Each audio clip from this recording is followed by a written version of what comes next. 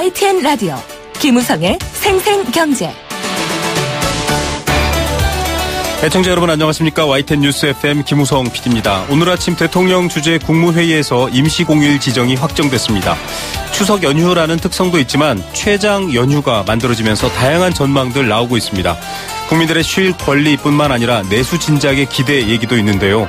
그간의 단기적 효과는 있었다 이런 평가도 있었지만 이번 장기 연휴의 효과는 어떨까요? 첫 번째 인터뷰에서 확인합니다. 황금 연휴, 늘 이 말이 남의 말인 사람들도 많습니다. 영세상인, 자영업자, 소상공인, 아르바이트생, 중소기업 종사자들도 사실 쉰다는 게 때론 소득을 줄여야 한다라는 것과 같은 말이기도 하고요. 법적으로도 쉬지 못하는 경우가 많습니다. 게다가 휴일은커녕 체불 임금의 걱정도 점점 커지고 있습니다. 체불 규모가 해마다 증가하고 있는데요. 그 이유 뭘까요? 노무사 연결해서 이야기 나눠봅니다. 오늘 경제도민의 시간에는 한미 간 무역 긴장 외에 한반도를 둘러싼 안보 긴장, 금융시장에 미치는 해로운 환경들과 그에 대한 대비책들 짚어보겠습니다. 2017년 9월 5일 화요일 김우성의 생생경제, 여러분과 같이 지금 출발합니다.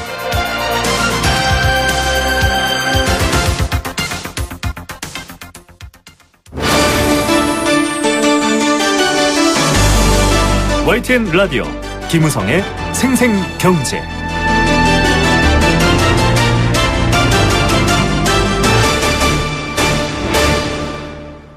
네, 첫 번째 생생 인터뷰입니다. 오늘 아침 국무회의가 있었죠. 대통령 주재 회의에서 10월 2일이 임시 공휴일로 확정됐습니다.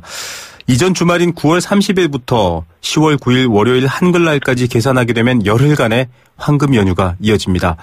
환영하는 의견도 있고요. 남의 이야기다라고 조금 섭섭찮게 보는 의견도 있습니다. 여러 가지 반응들이 나오고 있는데요. 무엇보다 내수 증진, 또 여러 가지 혼란을 막기 위함이다라는 취지도 있었고요. 또 이 휴일을 즐기지 못하는 분들에 대한 배려까지도 직접 대통령이 언급은 했습니다. 경제적으로도 유의미할까요? 여러 가지 따져볼 부분들이 적지 않은 것 같습니다. 정철진 경제 칼럼니스트 연결해서 이 이야기 분석해 보겠습니다. 안녕하십니까? 네, 안녕하십니까? 예, 10월 2일 임시공휴일 지정 의도 어떻게 보십니까? 네, 우선 이게 문재인 대통령이 대통령 후보자 시절부터 공약 사안이었었거든요. 네. 그래서 거의 기정사실화된 것으로 이제 알고 있었는데 오늘 확정이 됐습니다. 아무래도 이제 당초에 정부가 내걸었던 게 국민 휴식권, 그다음에 그 내수 진작 2개 아니었습니까? 네. 근데 지금 보면 후자 쪽에 더 많은 방점이 찍혀 있는 것 같습니다. 내수 지표, 소비 지표 조금 이따 얘기를 하겠지만은 네. 연초 이후에 그리고 5월, 6월 빠르게 올라왔는데 최근 북한 관련 이 리스크가 커지면서 주춤하고 있거든요. 네네. 그러니까 이참에 더 이 내수 활성화를 위한 임시 공휴일 주정이 필요하다라고 해서 아마 오늘 확정을 지었다 이렇게 볼 수 있습니다. 예, 다양한 데이, 어떠한 날들, 소비 진작 행사들이 열렸던 건 작년부터 많이 알고 계실 텐데요. 청취자분들께서도 지금도 코리아 셀 페스타와 이 동시에 황금 연휴가 이어지면서 좀 얼어붙은 내수 살릴 수 있을까 이런 말 나오는데 어떻게 보십니까? 그렇습니다. 이제 계속해서 나오는 이야기이기는 한데 이번에 임시 공휴일이 좀 효과를 거두고 또 코리아 셀페스트와 시너지 효과가 나오면서 그동안에 침체되어 있던 내수 지표가 완전히 이제 위에 상방을 깨고 치솟아 오르려면은요.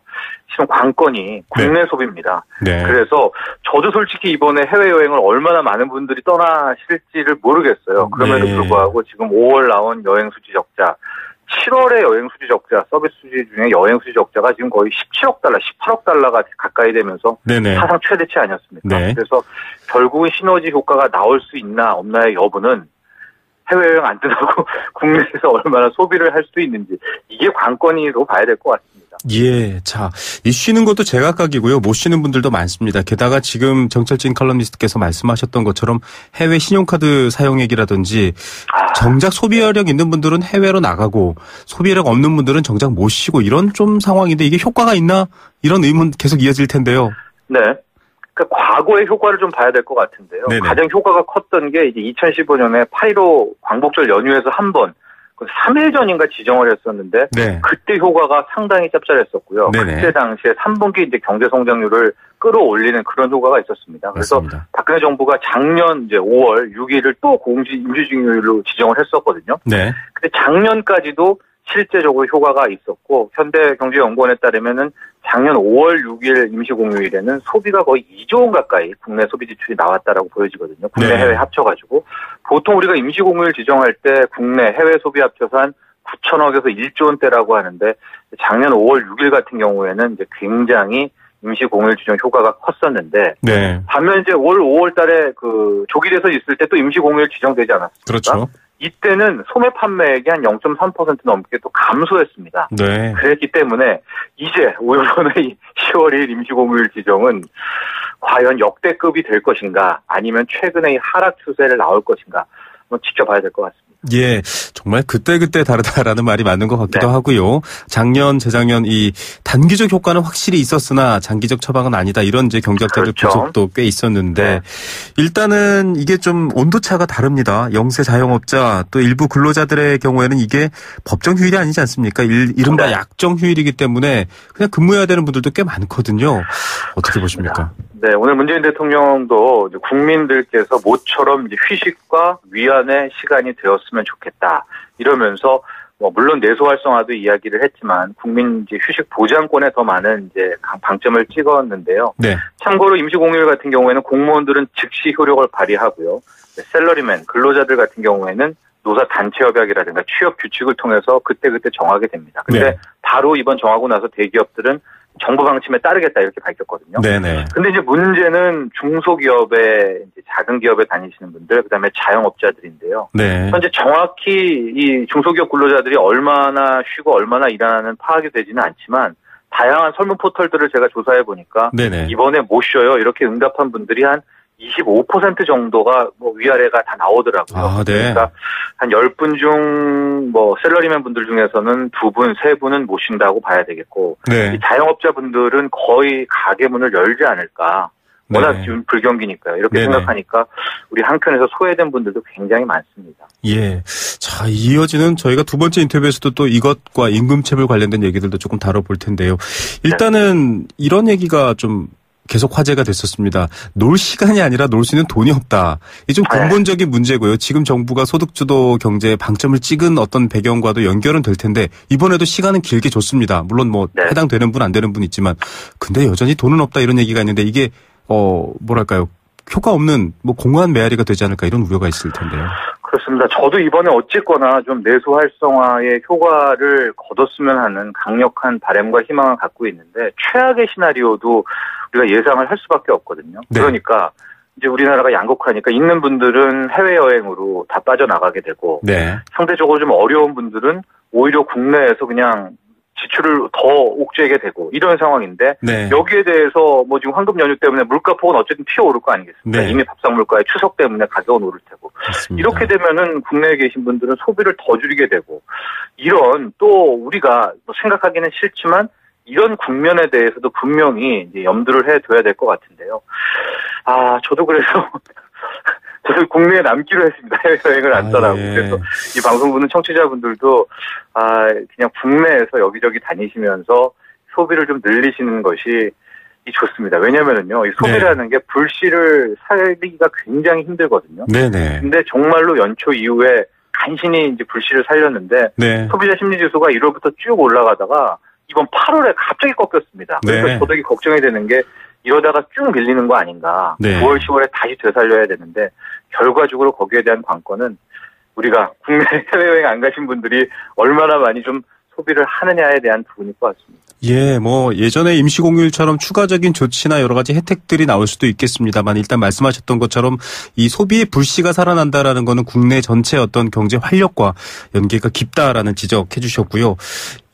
외식업계 같은 경우에는 좀 또 여러 가지 상황인데 구체적으로 봐야 될 것 같습니다. 좋습니다. 네. 이번 연휴 길게 줬으니까 국내에서 좀 소비하고 즐기겠습니다라고 한다면 좀 여러 가지로 다양하게 골고루 퍼져야 되는데 뭐 복합 쇼핑몰이나 일부 아울렛에만 뭐 좋은 소리가 들릴 것이고 나머지는 안 그럴 것이다. 이것도 구조적인 문제가 있지 않습니까?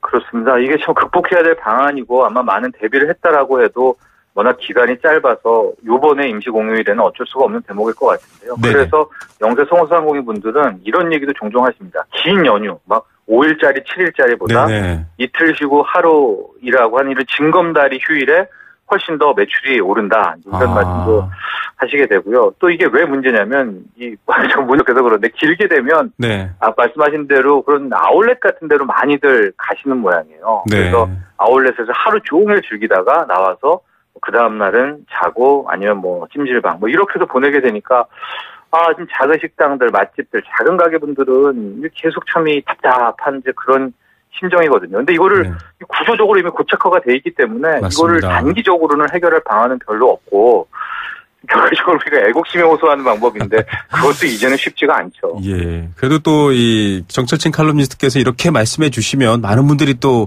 좀 경각심을 가지실 수도 있고 생각할 수 있을 텐데요. 자영업자 수가 또 워낙 많기 때문에 이런 지적에 대해서도 한번 좀 고민해 봐 주시고 집 근처 여러 전통시장 이용해 주시면 좋을 것 같습니다. 네. 예. 좀 정부에서는 일단은 큰 틀은 짜 주셨는데요. 말씀하셨던 것처럼 지금 틀 안에는 여러 온도차 또 소비 행태 뭐 다양한 해결점들이 있습니다. 이것들도 좀 이 정부에서 주도하는 만큼 배를 해줬으면 좋겠다라는 생각이 드는데 어떤 보완점 대책들 필요할까요? 일단 저는 이제 임시 공휴일 지정을 한 이쯤에서는 좀 마무리를 졌으면 좋겠다는 생각이 있고요. 공휴일 지정과 관련해서는. 네네. 그래서 지금 나오는 것처럼 뭐 미국이나 일본처럼 셋째 주 월요일에 요일별 휴직. 요일제 하는 그런 지정을 좀 해서 그렇게 지정됐을 때는 좀 근로자분들도 같이 다 쉴 수가 있지 않겠습니까? 맞습니다. 그래서 저는 이 임시 공휴일은 이번으로 족하다 하고 내년부터는 우리가 이 공휴일에 대해서 좀 보완책을 세웠으면 하는 그런 바람을 가져보고요. 네. 이 내수 진작 부분은 이게 참 단기적으로 힘든 부분인 것 같습니다. 특히 이게 이제 정부와 의도와는 다르게 부동산 규제가 정부는 투기꾼을 잡으려고 하는 건데 알게 모르게 부동산 규제에 따라서 소비가 좀 위축되는 측면도 있거든요. 돈 자체를 묶어버리는군요. 그렇습니다. 이게 이제 크게 좀 상충되는 부분이기 때문에 이 딜레마도 문재인 정부, 문재인 경제팀이 풀어야 될 그럴 숙제다 이렇게 볼 수가 있겠고 당초에 소득주도 성장론을 하면서 우리가 이제 가계소득에 많이 방점을 찍다 보니까 정작 영세 소상공인, 뭐 영세 빼더라도 소상공인 분들에 대한 보완책이 상대적으로 좀 떨어졌던 것 같아요. 그래서 최저임금 인상 물론 필요한 부분이지만 여기에 대해서는 오히려 또 소상공인 분들이 역효과를 좀 받게 되고요. 그래서 저는 이제 지금쯤이면 1차 이 소득주도 성장론에 대한 아웃라인이 나왔으니까 그 중에서 뭐 공식 집계로 400만 명, 뭐 통계상으로는 600, 안 잡히면 700만 명 정도 된다라고 하는데 소상공인 관련 대책을 한번 올해가 가기 전에 조목조목 하나 좀 내놨으면 그럼 어떨까 하는 바람. 왜냐하면 결국엔 소상공인 역시도 우리 가계소득이거든요. 맞습니다. 그렇기 때문에 그런 정책도 필요할 것으로 보고 있습니다. 예, 칼로 나눠도 분리되어 있지 않고요. 일본이나 다른 나라처럼 이 골목 상권이 강한 나라가 사실 튼튼하고 건강하니까요. 같은 문제로 봐야 된다는 말 많은 분들이 공감하실 것 같습니다. 오늘 시간 감사드립니다. 네, 감사합니다. 네, 정철진 경제 칼럼니스트였습니다. YTN 라디오 김우성의 생생경제.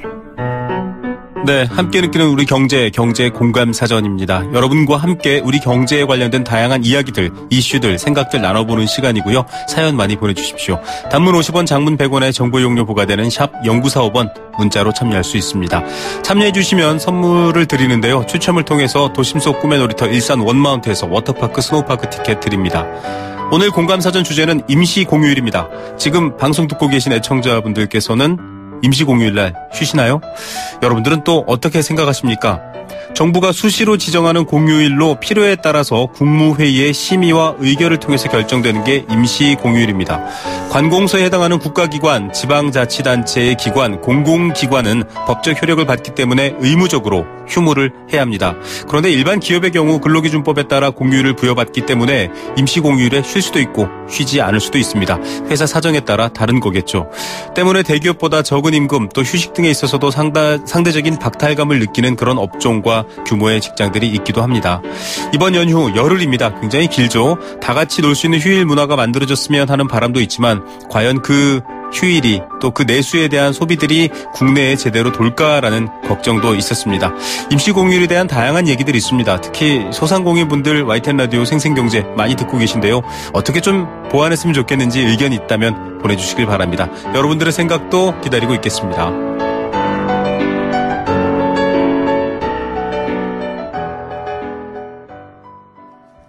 네, 생생경제 포스코와 함께했습니다. 캠페인 2개 듣고 경제 톱뉴스 시작합니다.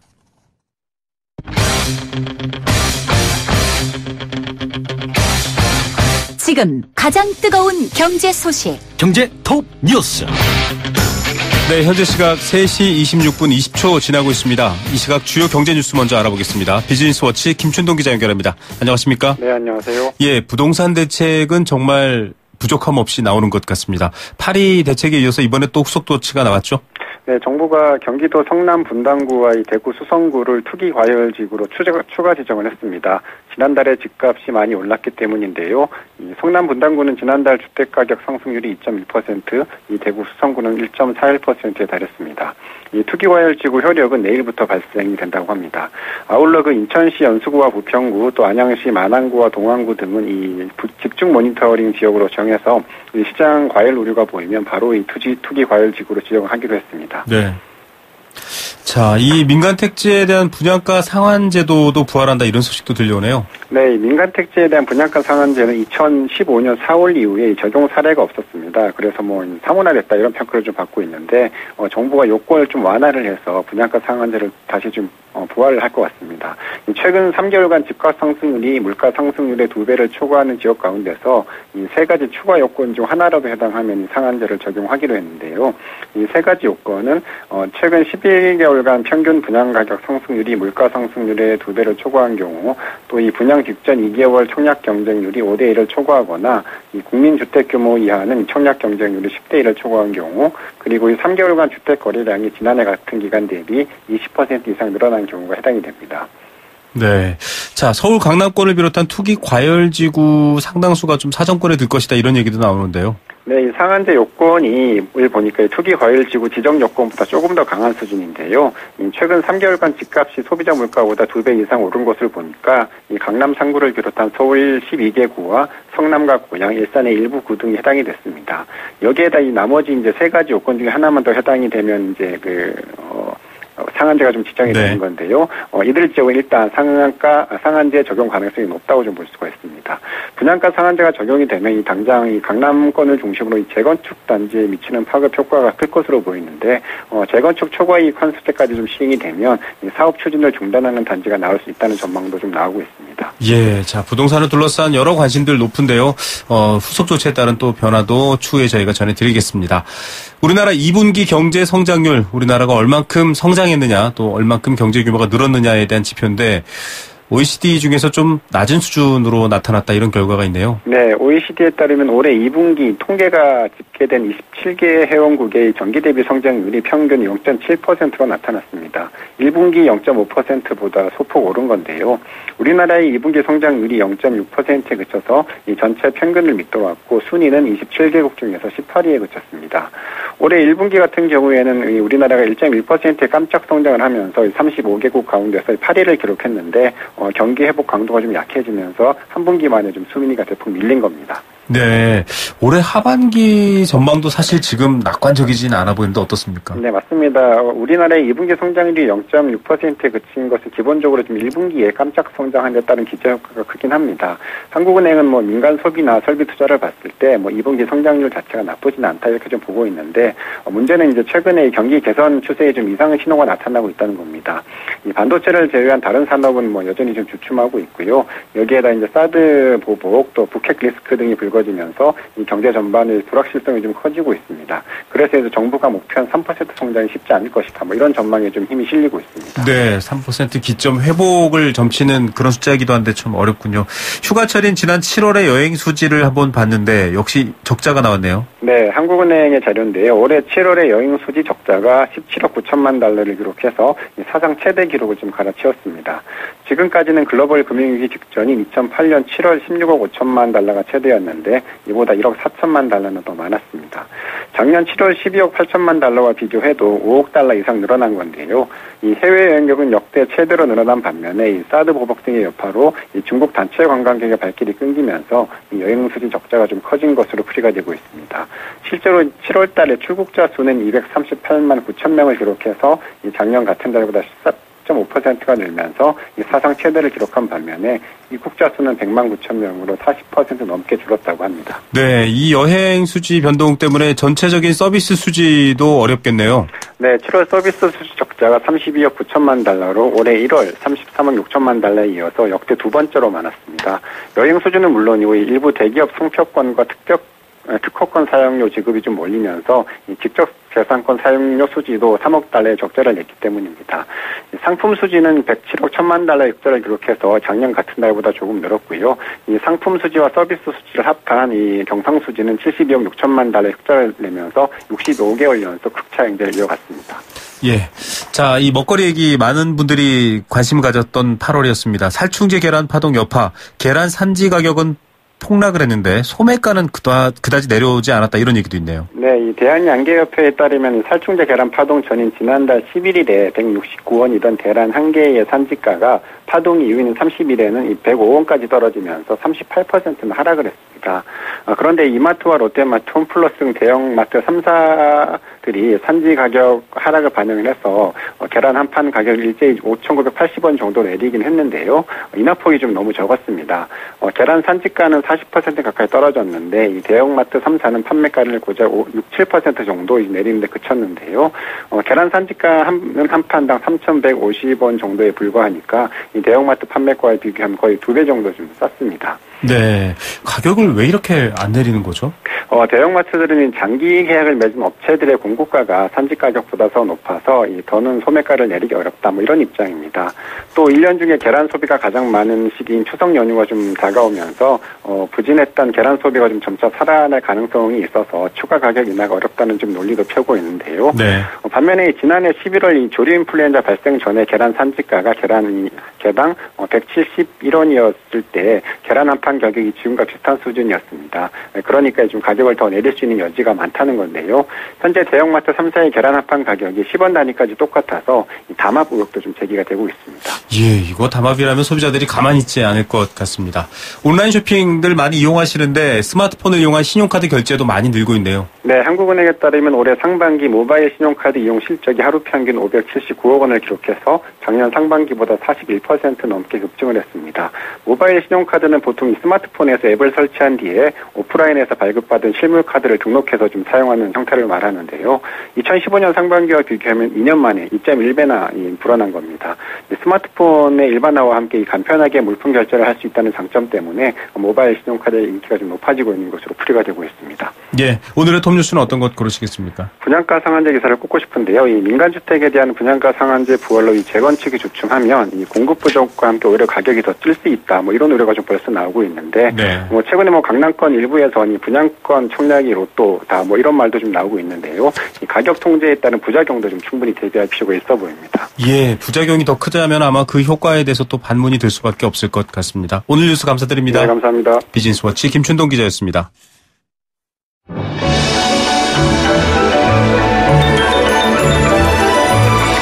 오늘의 경제를 들여다보는 시원한 창. YTN 라디오 김호성의 생생경제 생생인터뷰. 네, 쉬는 날을 늘리고 그 쉬는 날 동네에서 또 가까운 곳에서 소비를 하면 경제가 순환된다. 이런 내수에 대한 이야기들 앞서 첫 번째 인터뷰에서 좀 분석해봤죠. 그런데 쉬는 것 자체가 어려운 분들도 계시고요. 또 이런 분들이 안고 있는 또 다른 문제가 있습니다. 명절 앞두고 항상 이 문제 좀 적극적으로 살펴달라 이런 얘기 저희도 여러 번 드렸는데 바로 체불임금 문제입니다. 국무회의를 통해서 임시공휴일도 의결했고요. 여러 가지 경제적 효과도 나왔지만 정작 휴무일이 무관하거나 또는 휴무일은커녕 오히려 체불임금을 걱정해야 되는 노동 현실 어떻게 바라봐야 할까요? 노무법인 참터의 유성규 공인노무사 전화로 연결해서 관련 이야기 나눠보겠습니다. 안녕하십니까? 예, 안녕하세요. 예, 워낙 과로 또 노동 시간이 긴 사회로 유명하기 때문에 큰 반발은 없었습니다. 이 휴무 지정에 대해서 결정 어떻게 보십니까? 일단 노동자들의 휴식권 보장이나 내수 활성화 측면에서 타당한 결정으로 판단이 되고요. 네. 다만 그 긴 연휴에도 쉬지 못하는 노동자나 또 긴 연휴 때문에 오히려 매출 타격을 입을 수 있는 그 영세 자영업자들, 네. 이런 분들에 대한 좀 구체적인 대책이 같이 발표되지 않은 점은 좀 아쉬운 점입니다. 예, 자, 구체적인 대책. 앞서 부동산 대책 때도 저희가 항상 부작용 얘기를 하고 있는데요. 이런 부분들 좀 더 꼼꼼히 봐주셨으면 하는 바람은 여전히 있습니다. 일단 임시공휴일이 지정이 됐습니다. 국무회의에서 대통령과 여러 국무위원들의 의결로 결정이 됐는데 이렇게 지정되면 노동자들 다 쉴 수 있는 건가요? 법적으로 쉴 수 있도록 보장받는지 좀 궁금한데요. 예, 그 임시공휴일은 그 관공서의 공휴일에 관한 규정이라는 법령에 따라 지정됩니다. 네. 따라서 이번 임시공휴일 지정으로 관공서에 근무한 공무원들은 당연히 튀게 되고요. 네. 그런데 이 아닌 일반 노동자들은 그 회사의 취업규칙이나 단체협약, 근로계약서 등에서 정한 바에 따라서 쉴 수도 있고 안 쉴 수도 있습니다. 네. 그러면 근로기준법상의 유급휴일은 좀 다르네요. 그렇죠. 그래서 많은 청취자분들이 그 달력에 빨간 날로 표시된 이런 날들은 모든 노동자들이 공통적으로 쉬는 날로 생각을 하시는데요. 네네. 법은 그렇지 않습니다. 이 달력에 빨간 날로 표시된 날은 그 관공서 공휴일에 관한 규정에 따른 공무원들이 쉬는 날을 표시한 거고요. 네. 공무원이 아닌 노동자들은 앞서서 말씀드렸듯이 그 취업규칙, 단체협약, 근로계약서 등에서 정한 바에 따라서 쉴 수도 있고 안 쉴 수도 있는 겁니다. 그래서 예. 그 모든 노동자들이 쉬는 날은 사실 1년에 5월 1일 근로자의 날하고요. 네. 일주일에 하루 쉬는 그 주휴일 뿐입니다. 네. 사실은 이 외에는 여러 가지 협약이 필요한 부분 또 취업 규칙상의 휴무다 이렇게 보시면 될 것 같은데 그러면 그렇죠. 법으로 이렇게 정해진 앞서 말씀해 주신 주 휴무일과 5월 1일 노동절 외에는 휴무를 하지 않아도 사실 문제가 없는 거다 이렇게 봐야 될까요? 실제로 좀 쉬고 싶은데 출근해야 되는 분들도 많거든요. 그렇죠. 이제 그렇다 보니까 그 복지 수준이 좋은 뭐 대기업이나 공기업 이런 곳은 이제 추석 같은 빨간 날, 뭐 임시 공휴일, 뭐 이런 날 이제 그 단체협약이나 취업규칙 등이 잘 돼 있으니까 휴일 규정이 잘 돼 있으니까 당연히 쉬는데요. 네네. 그 영세사업장들은 이 설 추석 등에 이제 정상 근무하는 경우가 생긴. 특히 그 5인 미만 사업장의 경우에는요. 네. 그 근기법에서 정한 연차 휴가도 없습니다. 아, 휴가가 예, 없네요, 그러면? 그렇죠. 네. 그러다 보니까 이제 영세사업장 노동자들은 뭐 임금만 낮은 게 아니라 이런 휴일, 휴가 이런 데 있어서도 열악한 노동 조건에 놓이게 되는 거죠. 예. 자, 근로자 수 5인 미만 사업장은 휴가가 없어도 불법이 아닙니다. 이게 현행 법상 구조상 좀 문제가 있다 이렇게 볼 수도 있을 것 같고요. 그렇죠. 요즘 저기 예. 택배 기사분들 또 여러 특수고용 근로자분들 많으시잖아요. 보험업 그렇죠. 하시는 분들도 있고. 이분들은 그렇죠. 어떻습니까? 예, 특수고용 노동자분들을 정의를 하면 이제 실질적으로는 노동자와 진배 없지만 이제 법적으로나 형식적으로 이제 사업자로 분류되는 분들을 이야기합니다. 네네. 앞서서 이제 사회자께서 말씀하셨던 뭐 택배 기사님들, 킥서비스 기사님들, 뭐 대리 기사님들 이런 분들이 그 특수고용 노동자에 해당되시는 분들인데요. 네. 아쉽지만 이런 분들은 우리 노동법에서 원천적으로 좀 배제가 됩니다. 다만 그 산재보험만 아주 일부 적용이 될 뿐이고요. 네. 그렇게 되니까 이제 이 휴가나 휴일 등에 있어서 가장 좀 열악한 지위에 놓이게 되는 그런 일들이 벌어지죠. 예, 휴무 반길 일입니다. 좀 쉬어야 한다라는 배려의 마음은 뭐 모두들 인정하지만 이런 현실에 대해서 반발이 있을 거다라는 생각도 하긴 했을 텐데요. 지금 6158님은 이런 얘기를 해주십니다. 영세 자영업자들 사무실 밀집 지역 단지 주변 완전 죽습니다. 월급은 그대로 나가고요. 열을 쉬고 나머지 주말 빼면 도대체 10월은 어떻게 해야 될지 걱정입니다라는 자영업자분 6158님 사연도 있었고요. 또 여러 가지 말들이 많이 왔습니다. 일할 사람이 없는데 장사는 어떻게 합니까? 3518님도 얘기가 있고요. 좀 다양한 입장이 있는 걸 다 만족시킬 수는 없겠지만 전체적인 목소리는 좀 큰 문제입니다. 휴가도 이렇게 지금 차이가 있는데 휴가보다 당장 생계가 걱정인 분들 또 이 쉬는 날은 임금을 못 받는 분들도 있기 때문에 체불임금 문제 같은 거라든지 이런 것들도 큰데요. 오늘 국무회에서도 나왔거든요. 체불임금 상황 어떤 상황입니까? 예, 올해 2017년 4월 현재 임금체불 규모를 노동부가 뺐는데요. 네. 2017년 4월 현재 10만 4,983명 이 임금체불이 됐고 4,676억 원이 임금체불액으로 발표가 됐습니다. 네. 이 추세대로라면 작년 수치를 훨씬 넘기게 될 걸로 예측이 됩니다. 점점 커지고 있네요. 그렇죠. 작년에도 30만 명이 넘는 노동자가 1조 4천억 원에 이른 임금체불을 경험했거든요. 네. 예, 이 숫자를 넘기게 된다라면 사실 끔찍한 일이라고 볼 수 있죠. 예, 참 이게 2015년, 16년 저희가 오면서 생생경제도 관련 인터뷰를 했었습니다. 임금체불 규모가 사상 최대라고 했는데 그 사상 최대를 매년 뛰어넘고 있는 상황. 아니 그렇죠. 도대체 왜 이렇게 임금체불 문제가 심해지고 있는 건가요? 일단은 처벌 부분도 처벌 부분이지만 네. 사실 이 임금체불 문제를 사전에 지도하고 감독해야 될 이제 근로감독관들의 숫자가 너무 적습니다. 이번에 일자리 늘리면서 좀 그것도 얘기가 나왔잖아요. 늘리겠다. 그렇죠. 네. 그래서 이제 추진은 하고 있는데 아직 이제 구체적으로 증원 규모라든가 예산이라든가 이런 것들이 확정되어 있지 않은 상태죠. 네. 그래서 지금 예를 들어서 임금체불을 지도 감독하는 이제 근로감독관들의 숫자를 보면 한 1,200명 정도가 되는데요. 네. 1인당 1,500개 사업장을 감독해야 되고요. 네. 13,000명 이상의 노동자를 보호해야 되는 거죠. 한 분이 그러니까 그 인원을 다 봐야 되는군요. 그렇죠. 그러니까 사실상 중과부적인 상태라고 볼 수가 있습니다. 예. 이 여러 가지 문제도 있을 겁니다. 물론 실질적으로 돈이 없어서 임금을 줄 수 없는 영세 사업장도 사실상 있긴 한데 그보다는 사실은 안 주는 분들, 이 좀 악독 사업주죠. 이런 분들 명단도 공개하고 뭐 과태료도 때리고 하는데도 효과가 별로 없나 봐요. 그렇죠. 그래서 우리 근로기준법에 보면 그 임금체불 사업주 명단을 이제 관보나 홈페이지 등에 공개할 수 있고요. 네. 또 한국 신용정보원과 같은 이제 이런 금융기관을 통해서 신용제재도 갈 수 있습니다. 근데 네. 그 요건이 좀 까다롭습니다. 그래서 사실 2012년 8월부터 이 제도들이 도입이 됐는데요. 네네. 지금까지 사업주 명단이 공개된 사람의 숫자가 1,300명 정도밖에 안 되고요. 네. 그 신용제재도 한 2,200명 정도밖에 받지 않았습니다. 이렇게 이 규모와 지금 공개된 누적 수치를 보면 뭐 30만 명 이상의 그렇죠. 뭐 조 단위가 넘어가는데 실제로는 그렇죠. 왜 이런가요?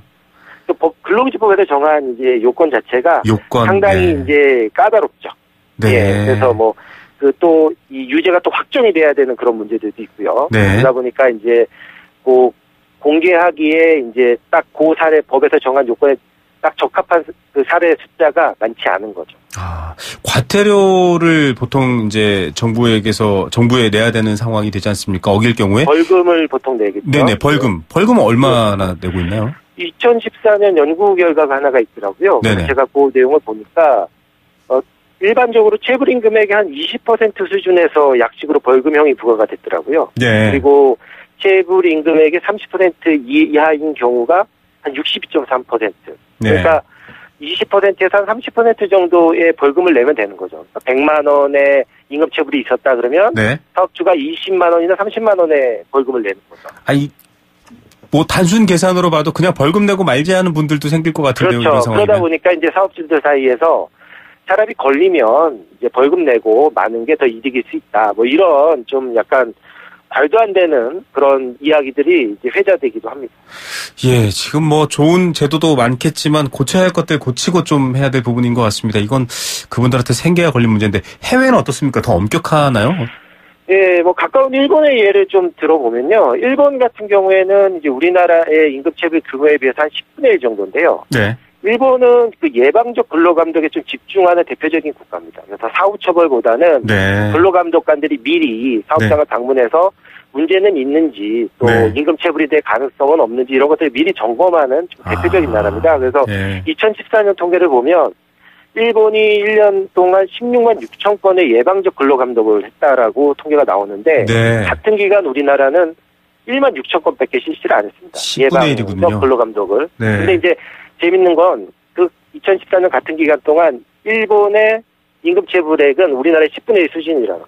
네, 정말 숫자가 딱 맞아 떨어지네요. 그렇죠. 네.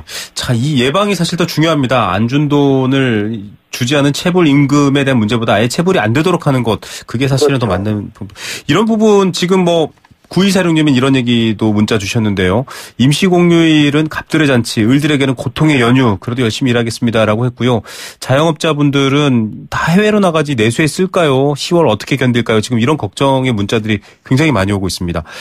이게 자율적으로 해결되거나 스스로는 해결이 안 되는 분야지 않습니까? 체불 임금 그렇죠. 문제도 그렇고 어떤 휴무의 문제도 마찬가지일 텐데 결국은 제도나 정부가 나서야 되지 않습니까? 이게 개인 간에 협의하기도 참 어려운 문제인데요. 예, 어떻게 보십니까? 일단은 앞서서 다 나왔던 이야기들인데요. 처벌 수준을 좀 높여야 된다라고 생각을 하고요. 네. 그리고 일본과 같은 그 예방적 근로 감독을 좀 확대해야 된다고 생각을 합니다. 네. 그리고 이를 위해서는 사실 지금 1,200명 정도에 불과한 근로감독관들의 숫자를 한 1,000명 이상 좀 네. 증원해야 되지 않을까 이런 생각이 들고요. 예, 자, 예방적 근로감독을 했더니 체불임금 수준도 예방적 근로감독 했던 숫자만큼 줄었습니다. 이 수치도 좀 눈여겨 생각해 봐야 될 것 같습니다. 오늘 말씀 감사드립니다. 예, 감사합니다. 네, 노무법인 참터의 유성규 공인노무사였습니다.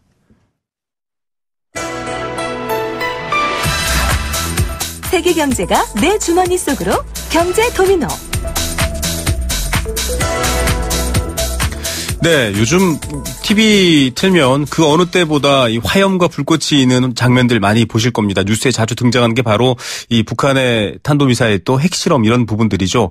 게다가 미국은 또 우리를 무역상 굉장히 압박하고 있습니다. 경제적으로나 안보적으로나 참 까다롭고 어려운 상황입니다. 이런 상황 어떻게 좀 인식하고 또 해법을 생각해 봐야 될까요? 경제노미노에서 알아봅니다. 오늘도 건국대학교 경제학과 최백은 교수 연결합니다. 교수님 안녕하십니까? 네, 안녕하세요. 예, 외환시장 큰 충격은 아니었는데요. 사상 최대 규모의 핵실험 이후에 지금 심상치는 않다 이런 얘기 나오고 있거든요. 어떻습니까? 예, 결론부터 얘기하면 과거처럼 일과성으로 끝날 가능성은 매우 낮고요. 네. 그 이유는 이제 지난 7월 달에 이제 ICBM급 이제 미사일 발사하고 네. 최근에 이제 6차 핵실험이 이제 흔히 이제 레드라인을 넘었다고 이제 우리가 표현들을 하고 있듯이요. 네네. 기존의 미사일 및 북핵 문제는 질적으로 상이한 문제입니다. 아. 그러니까 이제 미국의 안보에 이제 실제적으로 위협을 가할 수 있는 이런 이제 수준으로 발전했기 때문에 네네. 미국에서는 이것을 그러니까는 굉장히 심각하게 볼 수밖에 없는 문제이고요. 네. 그래서 그 한반도의 지정학적인 리스크가 당분간은 네. 이 북핵 문제에 대한 국면이 근본적 변화가 없는 한은 네. 이 지정학적 리스크가 실제화되면서 이제 당분간 불안정성은 지속될 수밖에 없다 그렇게 보고 있고요. 네네. 결국은 이제 이게 뭐 지금 저는 남은 선택이 전쟁이냐 아니면 북한의 핵보유국 지위를 인정하고 협상을 할 것인가. 이런 이제 분기점에 진입을 했다고 보고 있고요. 네네. 그래서 이 상황이 좀 정리되기 전까지는 상당히 지속될 가능성이 높고 불안정성이요. 네. 거기다가 10월 달이 되게 되면은 이제 한중 통화 수합이 만료가 되집니다. 10월 10일경 되면요. 네. 근데 지금 이제 뭐 사드 보복이 계속 진행되는 상황 속에서 이게 우리 정부로서는 연장하려고 하고 있지만은 네네. 중국 정부에서는 이걸 그대로 수용하기도 쉽지도 않을 것 같고요. 네. 10월 달에 이제 미국 환율 보고서가 이제 올해 두 번째가 또 나오거든요. 네네.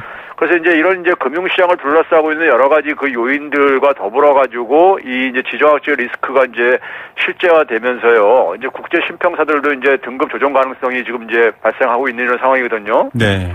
그렇기 때문에 이 문제를 그러니까 제가 앞에서도 얘기했듯이 근본적으로 그러니까 이 문제를 그러니까 국면을 바꾸지 않는 한에 있어서는 사실상 과거하고는 전혀 다른 양상으로 이제 그러니까는 이 불안정성이 계속 지속될 수밖에 없다고 저는 보고 있습니다. 예, 드러난 증상에 대한 반응이 아니라 지금 이제 근본적인 뭐 뿌리 깊은 병증 자체, 이 분단 구도라든지 안보 구도 자체의 변화를 기대해야 될 상황. 그러니까 장기적인 상수가 돼버린 거네요. 이런 위험이. 그렇습니다. 네. 자, 이런 가운데 지금 무역도 마찬가지 지금 총성 없는 전쟁 상황인 것 같습니다. 미국과 중국 갈등은 지금 교묘하게 굉장히 진행되고 있는데 미국으로서는 지금 뭐 울고 싶은데 뺨 때려준 격이다 이런 말도 나오고 있거든요. 북한이 저렇게 위기를 가하기 때문에 여러 가지 방식으로 압박할 수 있다는 얘기도 나오고요. 이 미중 간의 무역 갈등 관계는 어떻게 보십니까? 지금 뭐 이제 세컨더리 보이콧까지 지금 나오고 있는 지금 이런 상황이잖아요. 네네. 그런데 이제 세컨더리 보이콧을 저는 전면적으로 도입할 경우에는 네. 미국이 이걸 피해도 저는 만만치 않다고 봅니다. 아, 네. 그렇기 때문에 이제 특정 기업과 개인에 대한 제재를 조금 더 이제 확장하는 방식으로 네. 전개할 가능성이 있다고 보고 있고요. 네네. 중국 역시 이제 세컨더리 보이콧이 이제 이렇게 반가운 점은 아니기 때문에. 네. 이제 미국이 세컨더리 보이콧을 하는 지금 이제 그 목표는 북핵 문제에 대해서 마지막 제재 단계가 결국은 이제 대북 원유 수출 금지입니다. 중국에 있어요. 네네. 그러니까 이거를 그러니까 만약에 중국이 받아들인다면은 이 부분은 조금 이제 완화될 가능성도 있고요. 네. 그래서 결국은 이제 중국 입장 속에서는 저는 이제 대북 원유 수출 금지 조치를 어느 정도 진행할 수밖에 없지 않겠는가 저는 보고 있거든요. 네. 이제 문제는 뭐냐면은 근데 이것을 중국이 북한 정권이 붕괴될 정도로까지 네네. 원유 공급 중단을 하지 않을 거라고 봅니다. 네. 그러니까 이제 뭐냐면은 단계적인 축소. 그러니까 네. 예를 들어서 뭐 민생 목적의 원유 교역은 일부 허용을 하는 방식으로 이렇게 네. 해가지고 단계적 축소를 할 텐데 문제는 북한이 지금 이제 상당히 원유를 비축했다는 얘기입니다. 그동안에요. 이런 걸 대비해가지고요. 네. 그래서 중국 입장 속에서도 좀 이제 그러니까는 이 소나기는 좀 피해가자는 이런 차원 속에서 네. 이제 북한이 그러니까는 그 아주 심각한 타격을 받지 않는 수준으로 수준으로 그러니까 이제 이 원유 수출 금지를 이제 그러니까 조치를 내릴 가능성은 있고요. 상징적인 네. 상황 속에서요. 네. 그래서 이제 굉장히 결국 한반도에서 결국은 이제 그러니까는 이 전쟁 가능성은 이제 그러니까는 방지하려고 중국도 꽤 이제 그러니까 애를 쓸 겁니다. 예. 애를 쓸 거고 이제 그런 차원 속에서 결국은 이 문제를 국제사회의 협력을 얻어서 우리가 얼마나 이제 이 북한과 미국을 좀 이제 협상 테이블로 서로가 끌어내느냐 하는 거에 저는 달려 있을 거라고 보고 있습니다. 예, 말씀하셨던 것처럼 원유 공급 중단이라는 아주 강력한 대책도 좀 숨고르기가 진행될 거고 지금 러시아, 중국, 미국 모두 전쟁 상황에 대해서는 명확히 반대한다는 입장을 밝히고 있는데 이 와중에 트럼프 대통령이 FTA 폐기 카드를 꺼내 들었습니다. 미국 내 반발도 있다라고 하는데요. 하필이면 굉장히 복잡한 시기에 어떤 무역 압박의 카드를 꺼냈습니다. 어떻게 봐야 될까요? 이게 우연이 아니라요. 네. 저는 맞물려 들어가는 거라고 생각하는데요. 제가 여러 차례 이런 걸 언급을 했지만은 문재인 정부 출범하고 나서 한미 정상회담 있었죠. 네. 그다음에 7월 달에 ICBM급 이제 미사일 발사하고 난 이후에 문재인 대통령이 휴가를 다녀와가지고 8월 초에 정상 간 통화를 했었어요. 한 59번간요. 네네. 그때까지 트럼프가 일관되게 보여준 것이 있습니다. 그건 뭐냐면은 한반도 문제에 대해서는 문재인 정부의 입장. 네. 예를 들면 이제 그러니까 문재인 정부는 대화도 병행해야 되겠다. 네네. 한반도에서는 전쟁은 절대 용납할 수 없다. 네. 이런 부분들을 존중해주는 대신에 한미 FTA 수정을 통해서 좀 미국 측 요구도 좀 수용을 요구한 것이 네, 그런 얘기 나왔었죠. 일관된 주장이었었습니다. 네네. 그러니까 즉 뭐냐면은 원칙과 이론을 가지고는 한미 FTA를 개정하는 게 어려운 상황입니다. 네. 그러니까 즉 뭐냐면 개정을 하려면은 양국이 둘 다 이제 그러니까 윈윈을 하는 방식으로 네네. 양국이 둘 다 이익을 보는 방식으로 해야 되는데 트럼프가 요구하는 건 지금 양국이 둘 다 이익 보는 방식이 아니라 미국의 이익만을 좀 더 증가시키는 방식입니다. 네. 그러다 보니까 지난번 8월 말에 그러니까 공동회의에서 그러니까는 미국은 굉장히 그냥 형식적으로 와서 발언하고 돌아가 버렸어요. 네. 돌아간 이유가 한반도 안보 문제하고 한미 FTA하고 좀 주고받자는 이런 식인 겁니다. 지금 네. 미국은요. 그러니까는 원칙상으로 개정을 하게 되면은 미국 측에도 그러니까는 사실 손실 보는 부분이 생기고 그러기 때문에 네. 그거는 미국이 원하는 방향이 아니다. 미국 산업계나 미국 정치권이요. 그런 점에서 지금 이제 한반도 리스크가 고조되는 최근의 상황을 활용해가지고 네. 이 한미 FTA에서 미국 측 이해를 다시 반영시키려고 네. 저는 할 거라고 보고 있고요. 여기에 이제 그러니까 우리나라가 잘 대응을 해야 되는데 미국은 언론조차도 그러니까 미국의 국가 이익에 철저하게 그러니까 보조를 맞춥니다. 네. 근데 우리나라도 그러니까 우왕좌왕할 경우에는 그러니까는 미국 협상 전략에 휘둘릴 가능성이 높기 때문에 네네. 이 트럼프의 저는 이제 이 공간의 의연함을 잃지 않으면서 언론들도 그러니까 정부의 당당한 대처를 주문하면서 국익을 위해서 국론을 분열시키는 보도는 좀 자제하고 네. 정부에게 힘을 실어주는 좀 여론을 조성할 필요가 있다고 저는 보고 있습니다. 예, 말 그대로 총력전이라는 개념이 있는데요. 지금 오히려 경제에서는 그런 상황이 벌어지고 있는데 우리도 좀 대비 전략 필요하다라는 지적 많은 분들이 공감하실 것 같습니다. 교수님 오늘 말씀 감사드립니다. 네, 감사합니다. 건국대학교 경제학과 최백은 교수였습니다. 네, 임시공휴일 많은 분들이 올려주셨습니다. 이게 쉬는 거냐, 혜택 없다, 자영업자, 소상공인 어떡하냐 이런 얘기들부터 시작해서 정말 제대로 효과가 있을까, 해외로 나가면 어떡합니까, 위화감 느껴집니다. 1035님, 9264님, 또 8527님, 6158님 다 이런 얘기들 주셨고요. 0731님은 이런 얘기 주셨습니다. 임시공휴일은 자가용 쓰지 마시고요. 택시나 대중교통 좀 이용해 주십시오. 예, 이 택시 운영하시는 분들에게도 좀 도움이 될 수 있는 그런 실질적인 방안들 좀 좋은 얘기신 것 같아요. 0731 감사드립니다. 그 외에도 의견 많이 주셨는데요. 여러분들의 의견도 잘 전해졌으면 좋겠습니다. 네, 생생경제 포스코와 함께했습니다. 이렇게 못 쉬는 분들이 많았군요. 문자 보면서 참 마음이 숙연해질 정도입니다. 6082님 자영업자인데 10월 한 달 어떻게 견뎌야 할지 걱정이 앞선다고 하셨는데요. 힘내시고요. 저희가 6081님께는 원마운트 티켓 선물로 보내드리겠습니다. 잠깐 짬나시면 또 쉬고 오시면 될 것 같습니다. 내일 뵙겠습니다.